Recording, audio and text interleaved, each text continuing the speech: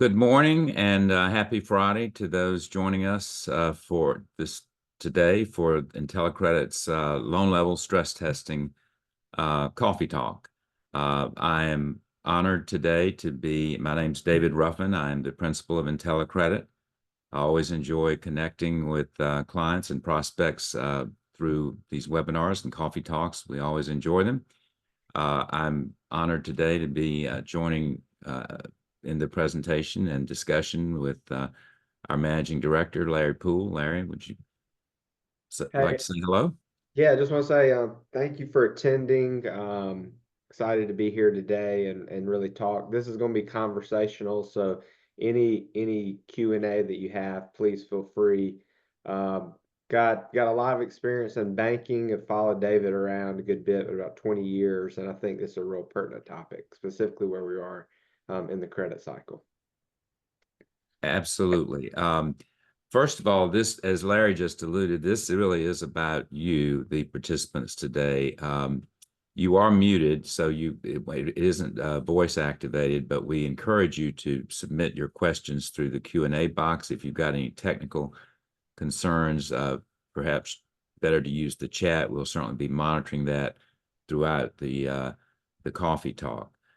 So again, we look forward. This is really not intended to be in any way a one-way street lecture, but more or less, we get a lot of information every single day from our clients. That because you're where the rubber meets the road in terms of credit management.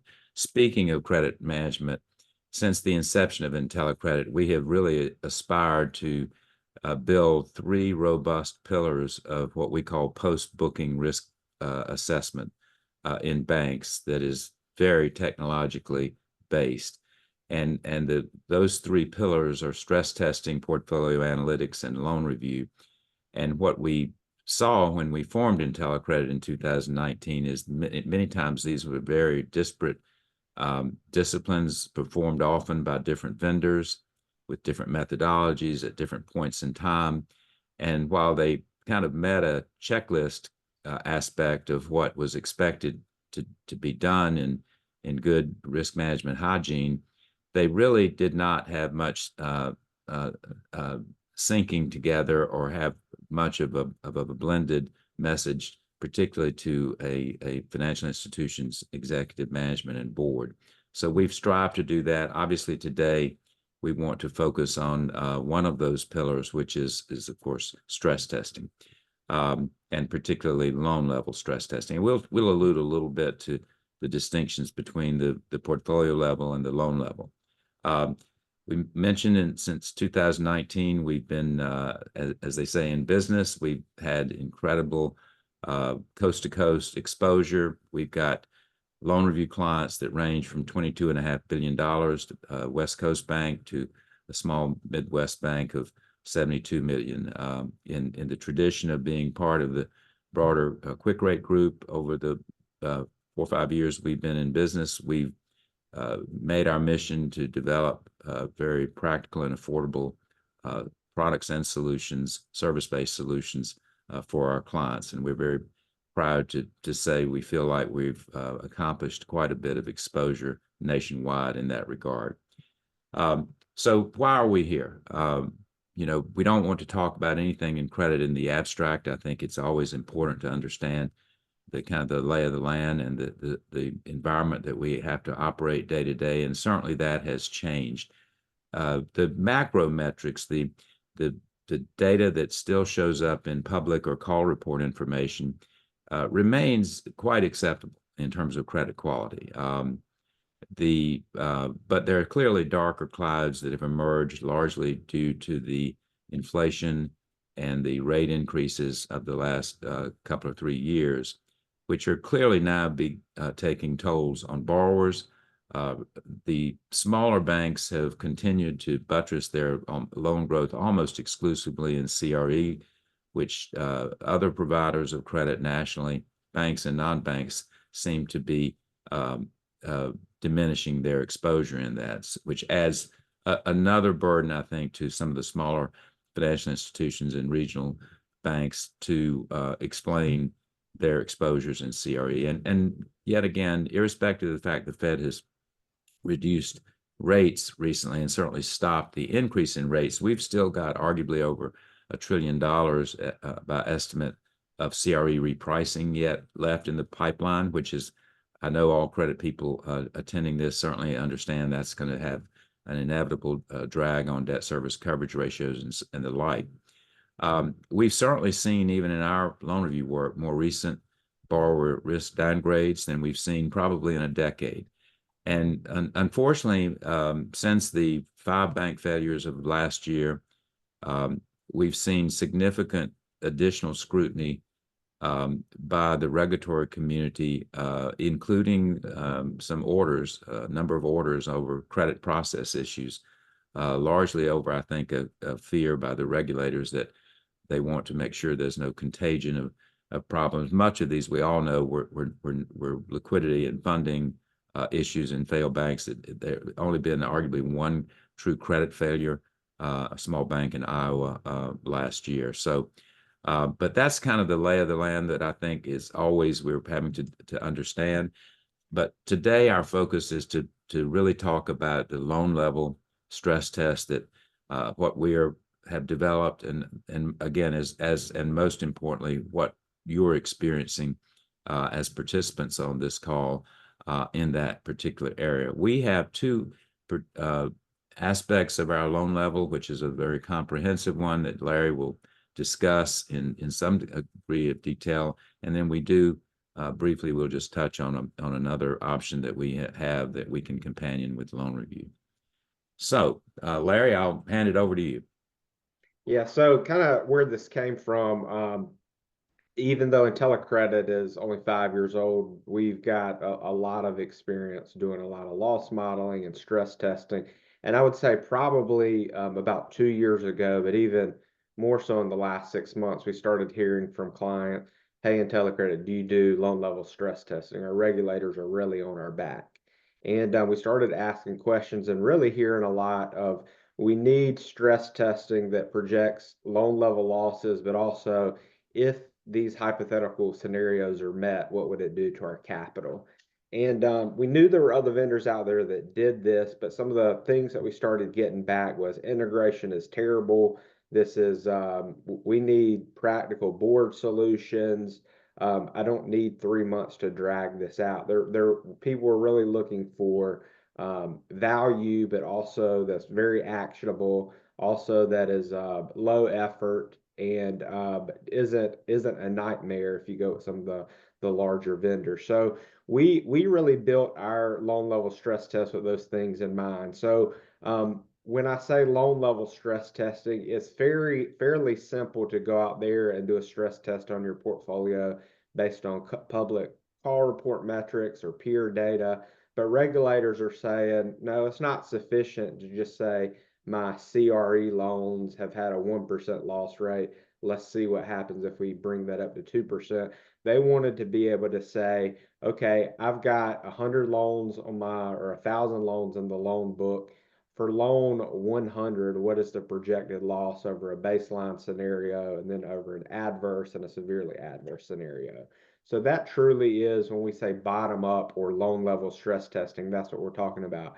Kind of our methodology, some real key attributes with some pain points in mind that our customer told us about is efficiency. So historically, vendors would do these comprehensive look back studies to come up with a stress test forecast. And our approach is a little bit different. If you can give us two things and with a third optional, if you can give us your core system extract and some sort of loan file with individual loans, that's number one.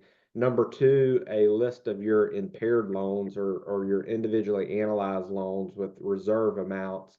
And then it's some really simple capital assumptions, and that's even optional. You don't have to do that. But if you can give us those three things, a single loan file, a list of impairments, we can perform this stress test analysis for you. I've got a bank that will, a West Coast bank we started. They are actually a portfolio analyzer client of ours, so we get their monthly loan system file. They provided me with their list of impairments last Friday. We had a working session on Tuesday, and we'll deliver that report today to them. So it really is a 1 week process. Also, our methodology accuracy. We do not rely on historical loss rate. Historical loss rates at your bank tend to underpredict losses going into a credit downturn and overpredict losses coming out of one. We use a PD and LGD, or probability of default and loss given default methodology approach.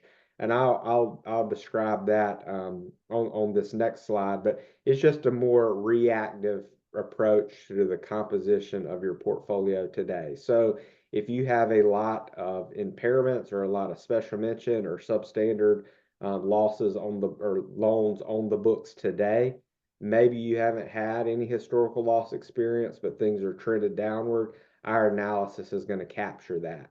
If you've got the converse, maybe you've had some recent huge historical losses, but you don't have many bad loans on the books today, our methodology will encapsulate that. So very accurate with this PD and LGD methodology approach. Also comprehensive. We can kind of slice and dice the portfolio in many ways. And we give you 3 scenarios. We give you a baseline loss scenario. That's what we think you will actually lose. And then we give you an adverse and a severely adverse loss of it scenario as well. So, and then the last thing is just practical deliverables. We wanted a stress test report that you wouldn't have to be a CFO or a statistician to understand. We wanted something that we could put in your board's hands or even your regulators' hands, and they'd be able to say, not only is this comprehensive, but this makes sense. So if we'll go to the next slide here, I'm not going to walk point by point through this. This is a lot of words for a PowerPoint slide. I realize this. But this, just to give you kind of our approach, once we get the couple of items that we need from a bank, we will have a kickoff call. And usually it's the chief credit officer. I've had CFOs on it as well, but to walk through our assumption development. And I put this in here because I know the deck, we're going to send it to the group after this webinar, but at a very high level, you can look at this when you get the deck. What we do, we assign every loan to a risk cohort. Those are just homogeneous loans. So I've listed the 5 primary cohorts that we use, but we can use others if your bank has a specific product type or maybe a segment of your portfolio that you think has a different risk profile. But every loan is assigned to either a construction, commercial real estate, residential, or other consumer cohort. We further split that out by formula pool and individually analyzed or impaired loans.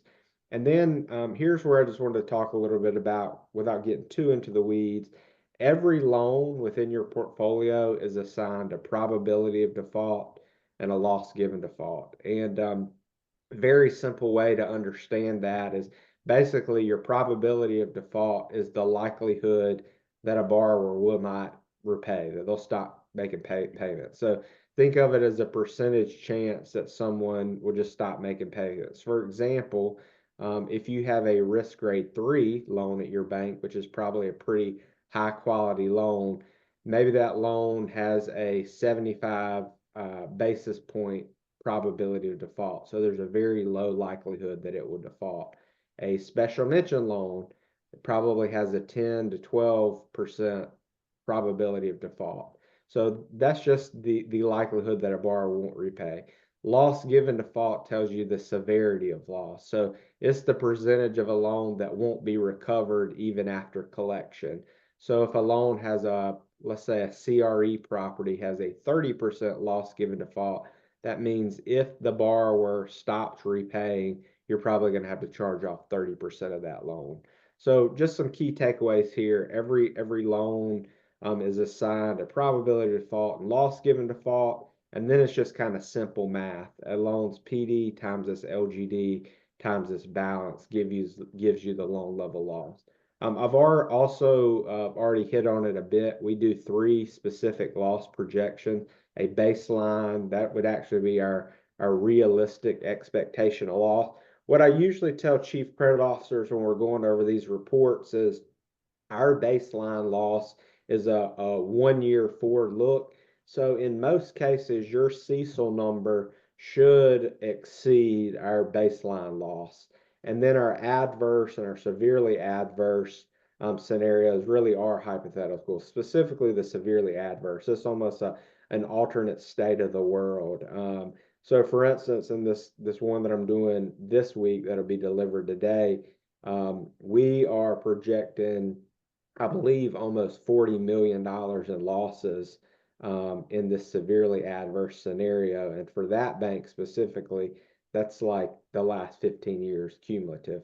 But the whole point there is to see if these numbers are realized, what would it do to my capital? And that's kind of this last bullet point. We take those losses, just some key assumptions like core earnings, dividends, taxes, those sorts of things, and we're able to give you a really succinct view of what would happen if these scenarios are met.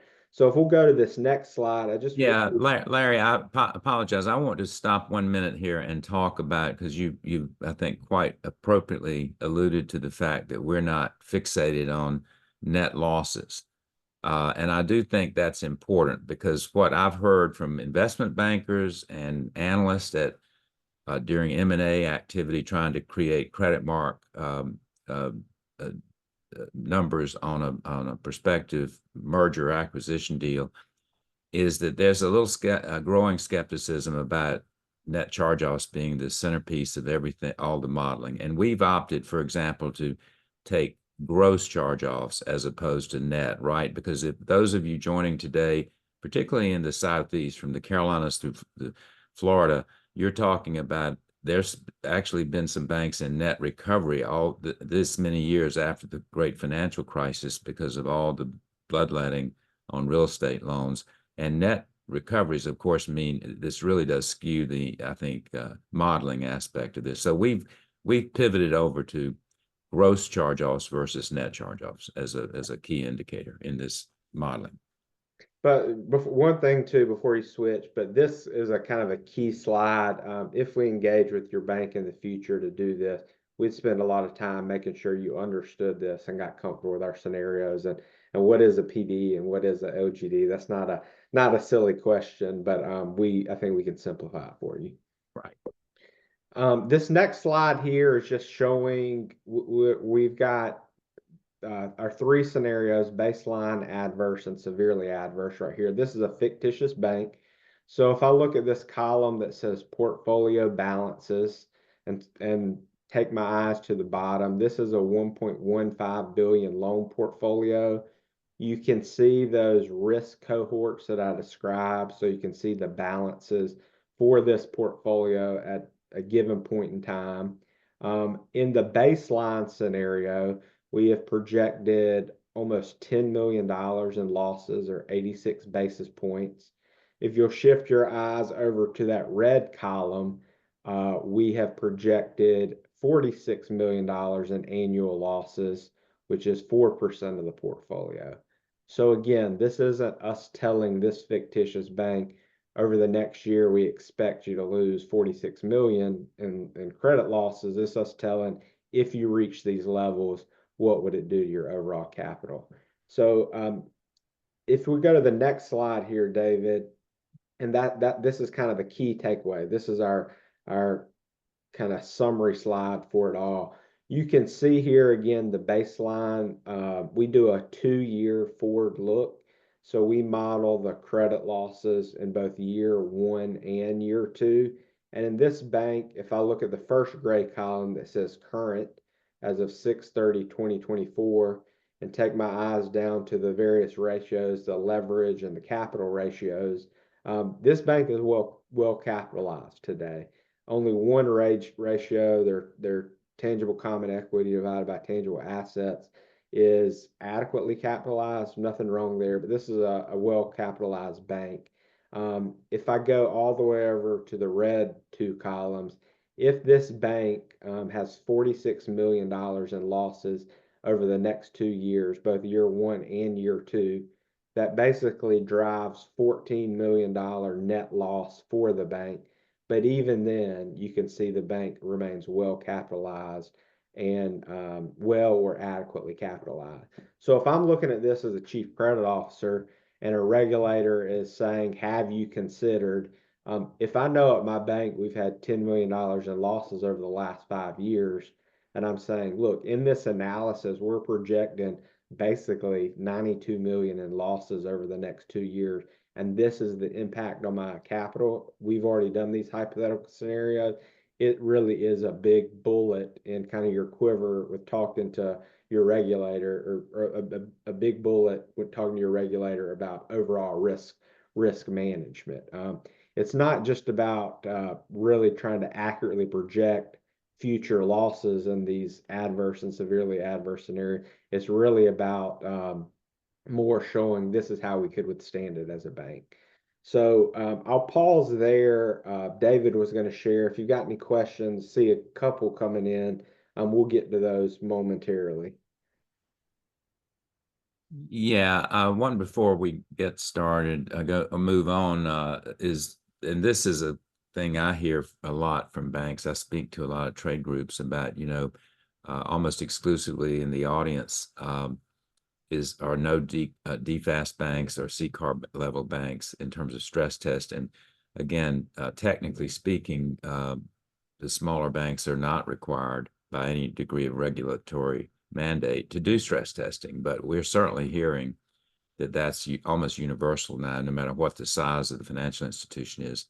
There seems to be a move afoot by the regulators to virtually demand that there be some credible stress testing, and of late, loan level stress testing done at the bank. And the point here was the bank is said we're cost sensitive.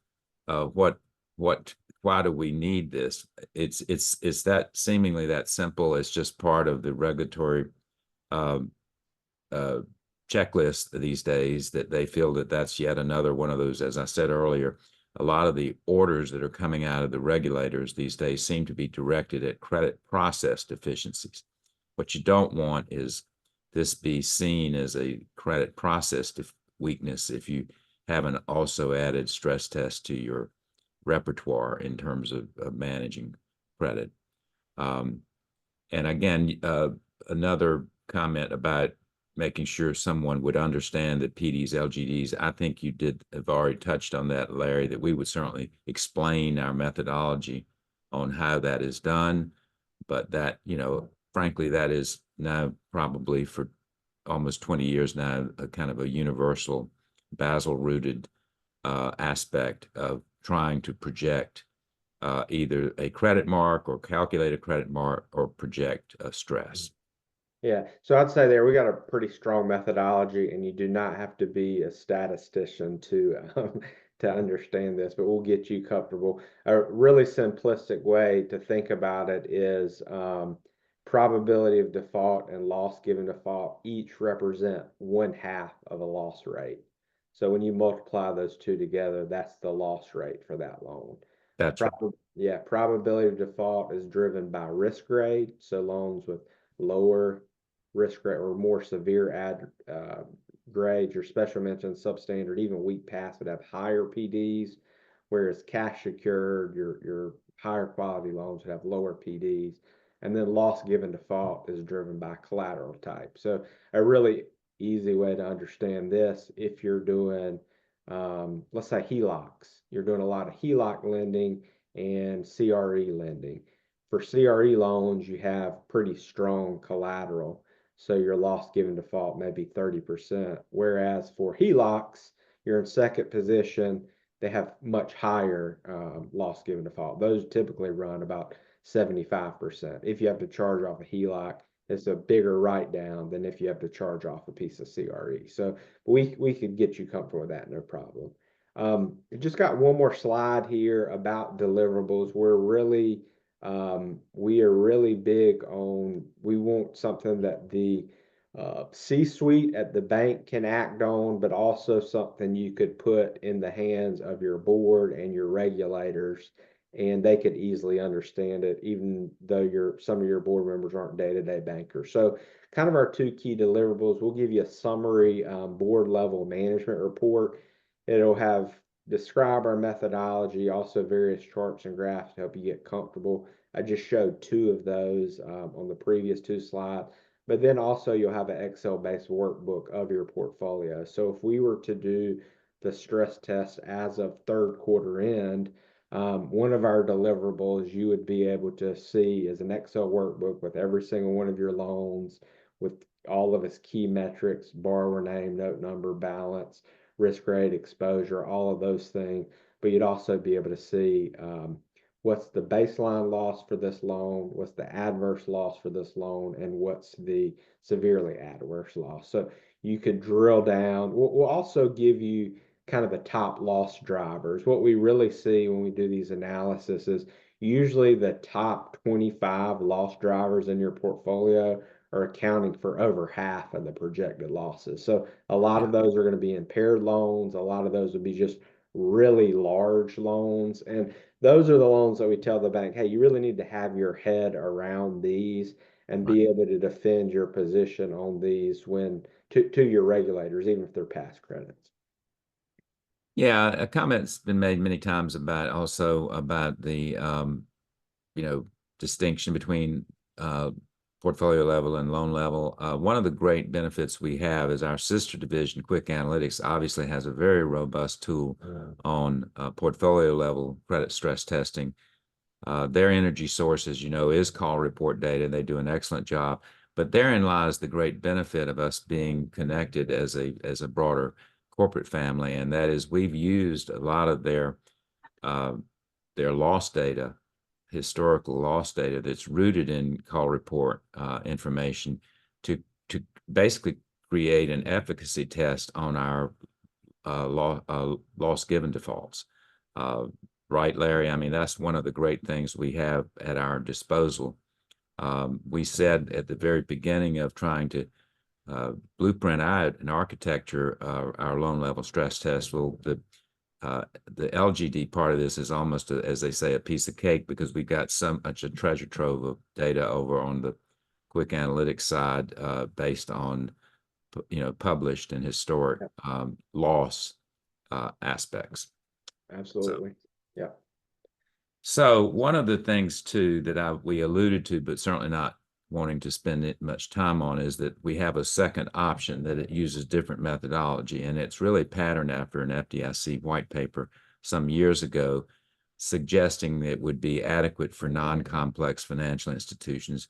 What we tend, or in this case, we would take proxies, three primary proxies: LTVs, debt service coverages, and risk grades, as the proxies by which we would then task our loan reviewers contemporaneous to an actual loan review engagement to make sure they're calculating best faith effort in real time in current circumstances. What's the current LTV, current debt service coverage, and obviously, as any loan review would do, opine on the risk grade accuracy. But these are proxies. They're not. It's not a perfect science, and it does incorporate impact on debt service and impact on the value. But that can be done, contemporaneous with a loan review, and then extrapolate, if you will, to the subset loan categories in terms of their allocated risk-based capital. And what we've seen there, David, like in my opinion, that works. The loan level stress testing is the best approach, 100% in my opinion, but the companion stress test has worked a lot. And it's really come down to we're doing a loan review for a bank and they're looking for a cheaper option to satisfy the regulatory community. And because it's based on a FDIC white paper, we've found good success with that. Yeah. Again, And skeptics have frankly come to me and trying to talk about this and say, well, most people think of stress testing that would include stressing interest rates. Well, debt service coverage is a proxy, right? I think we'd all agree for the impact of rising rates or falling rates. The very fact that all this repricing that's yet to be experienced in the CRE pipeline is going to have inevitably some drag on debt service coverage. People often say, well, I don't see anything where you're stressing cap rates. Well, LTVs is an arguable proxy for value, or for, excuse me, in effect, related cap rate rises. So as cap rates rise, you've got the property devalues. So these are, and it's not a perfect science, but as Sean O'Brien, our dear friend, president of Quick Raise, has many times said, it's not about absolute preciseness, it's about directional accuracy. And I think that's quite defendable in this environment. Yeah. What you get, though, from both of these um, options at IntelliCredit would be what Larry just talked about. And that was something that takes it completely out of the theoretical methodology and leaves you with a very practical, here under these scenarios of stress, even under severe, here would be the borrowers in your bank, in your portfolio, that you probably need to put to the front of the line in terms of concern about that they would have specific impact on your potential losses.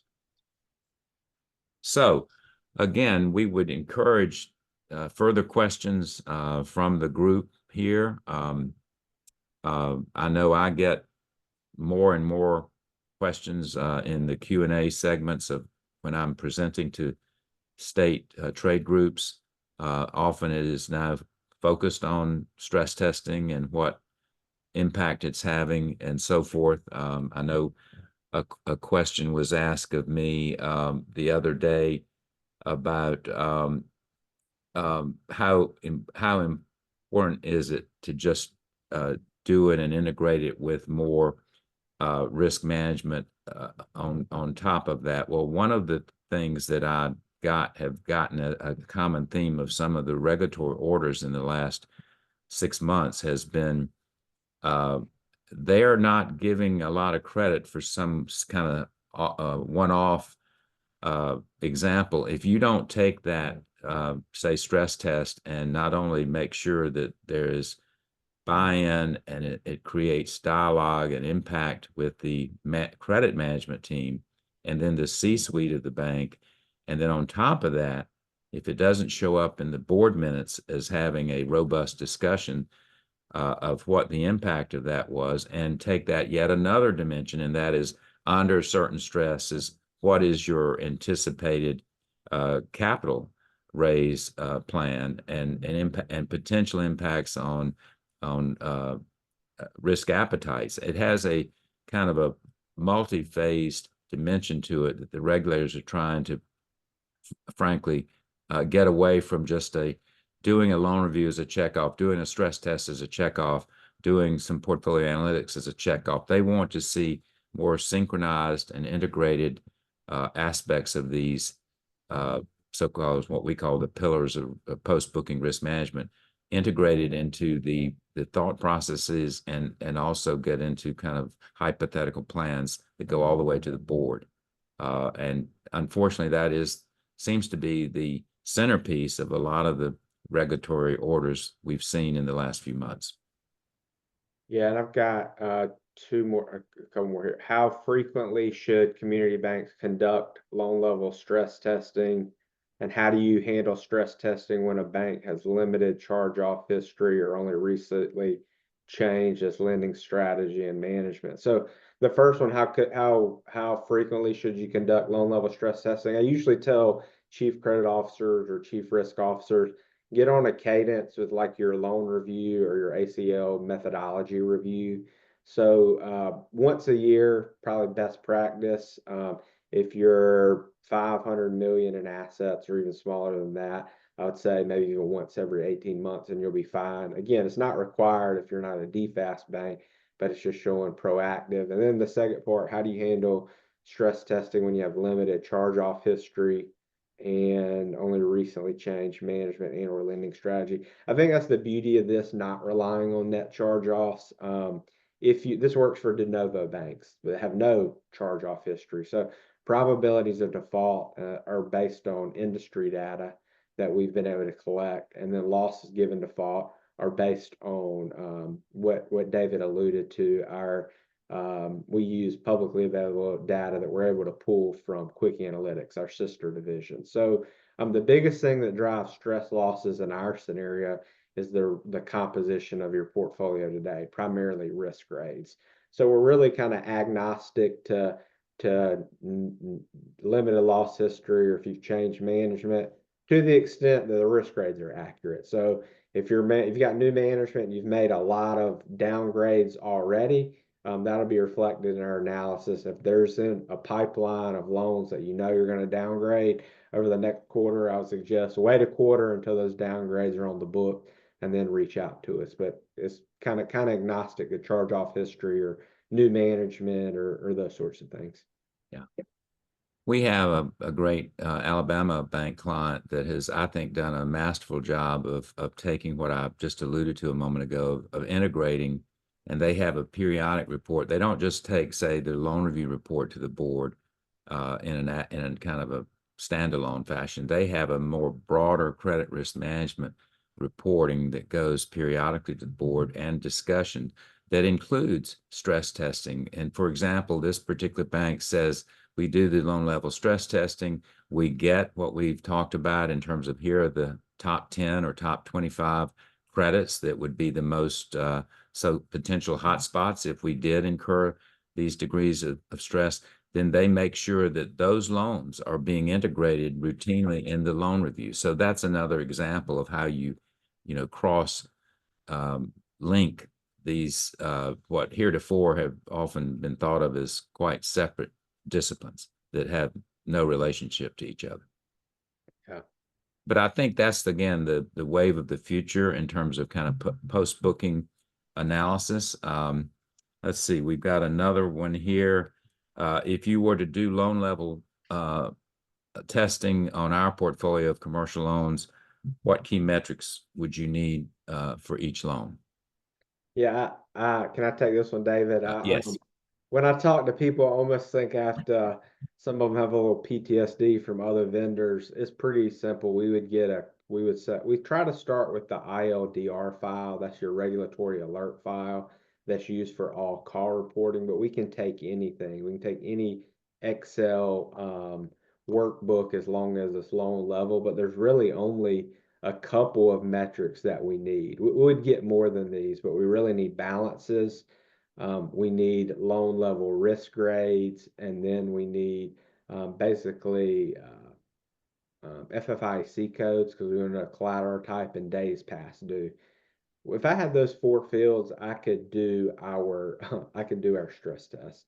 But we like to get more robust data, but typically an ILDR file, whatever, or an Excel-based file, if you think of every row as a different loan and every column with different metrics, it's not a heavy lift to get the data that we need. And we're doing this on our product side too. We're getting monthly, essentially core system extracts. So we've yet to run into a bank that says, I can't get that to you, or this is costly for me to get. Yeah. I think it was one of our biggest value propositions.